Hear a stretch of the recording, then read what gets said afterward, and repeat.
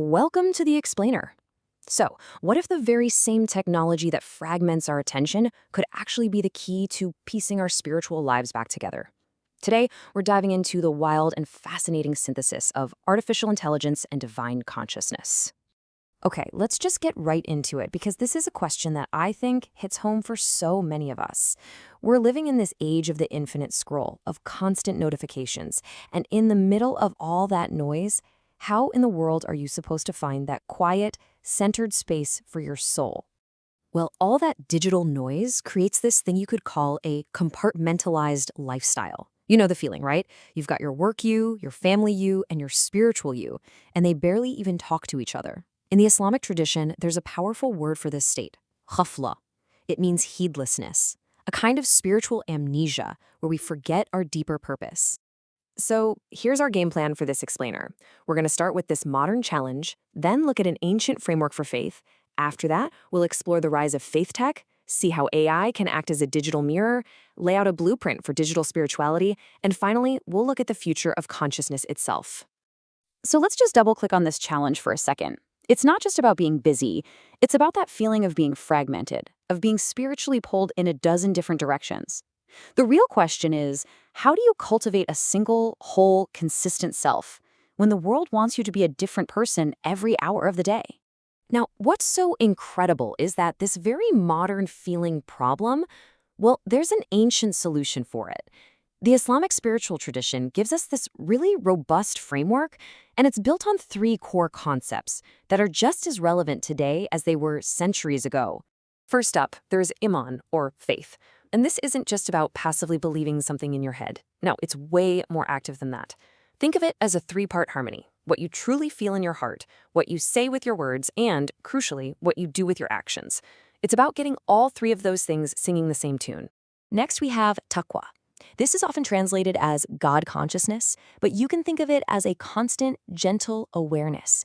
It's like a spiritual safeguard for your heart that's always running in the background, helping you make the right choice, whether you're in a boardroom meeting or sitting alone at home.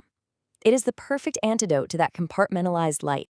And the third piece of the puzzle is Istiqamah, or steadfastness. This is all about finding your rhythm. It's the spiritual sweet spot. You're not doing so much that you burn out, but you're not doing so little that you drift away.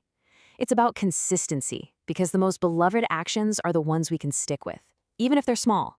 Okay, so we have this beautiful ancient framework. Now here comes the 21st century plot twist. It's this incredible paradox. The very technology that so often creates our distraction is now being flipped on its head to help us find our focus. I mean, a whole ecosystem of what we can call faith tech has just exploded onto the scene. And we're not just talking about a digital prayer counter. We're talking about highly sophisticated AI tools that are specifically designed to help you practice Imaan, Taqwa, and Istiqamah in your daily life. And just take a look at this emerging landscape. It's amazing. You've got apps like iSalati, which uses a vision model. Basically, it's been taught to see and recognize prayer postures through your phone's camera to give you feedback on your mindfulness. Or Tartil AI, which uses speech recognition, way more advanced than Siri, but hyper-focused on Quranic Arabic to give you real-time corrections. Others use AI to build you a personalized memorization plan or even filter out harmful content online, which is a direct support for building taqwa. They're literally using code to build scaffolding for spiritual discipline. So you might be wondering, hold on, how can a bunch of algorithms and code help with something as deep and personal as my faith? And that's a fair question. The answer lies in how these tools can act as a kind of objective mirror.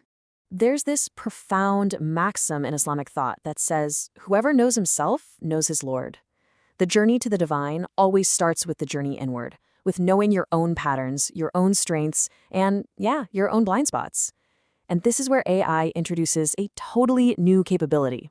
See, AI can function as a digital mirror, supercharging the classical practice of muhasaba, or self-accounting. Think about it. When we reflect on our memory is kind of fuzzy, right? We're prone to telling ourselves little stories. But an AI doesn't have feelings or a bad memory. It uses cold, hard data. It can show you, hey, your prayer focus consistently drops by 30% on days you have that stressful work meeting. It becomes this external 24/7 accountability partner that can reveal patterns you'd never see on your own. Okay, so the theory is cool, but how do you actually use this stuff? What does a blueprint for a digitally assisted spiritual life actually look like? Well, a really powerful place to start is with the 99 names or attributes of God. Now, studying these names isn't just an academic exercise. It's totally transformative. It changes God from some abstract concept into a personal, relatable reality. When you're going through a tough time, meditating on the name El-Qawi, the All-Strong, gives you a source of resilience. When you're trying to make an ethical decision, reflecting on El-Adil, the Just, inspires you to act with more integrity. And because trying to absorb all 99 at once would be overwhelming, AI can help by structuring them into these weekly thematic modules. So maybe one week, you focus entirely on the names related to mercy and renewal to help you process guilt. The next week, it could be power and authority to help you build humility and trust. It makes the practice focused and manageable. And this is where it gets really powerful. You can create a spiritual narrative for your entire week. Suddenly, Monday isn't just Monday. It's the day to restore order by focusing on God as Al-Malik, the King. Tuesday is about cultivating presence, remembering Al-Basir, the All-Seeing. Each day gets a theme, a focus, turning a normal week into a guided spiritual retreat.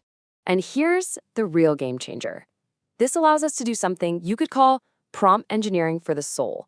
You can take a profound, timeless concept, like God's attribute as Al-Malik, the King, and connect it directly to your most immediate mundane problem, like a chaotic schedule. And then you can ask the AI for practical, actionable strategies rooted in tradition.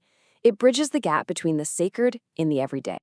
So let's zoom all the way out. What does this all mean? Where is this fusion of ancient wisdom and artificial intelligence ultimately taking us when it comes to the future of our own consciousness? What we're seeing is a potential synthesis that could help us lead a truly integrated life. AI can help our cognitive faith by providing explanations. It can support our behavioral taqwa with real-time feedback. It could even help our emotional Istiqamah, or steadfastness, by offering reflections tailored to our mood. The end goal here isn't just to track our spirituality like a fitness app. It's to use these tools to finally break down those walls, to overcome that compartmentalized life, and to live a single, holistic, more conscious existence. Which, of course, leaves us with a pretty profound final thought to chew on.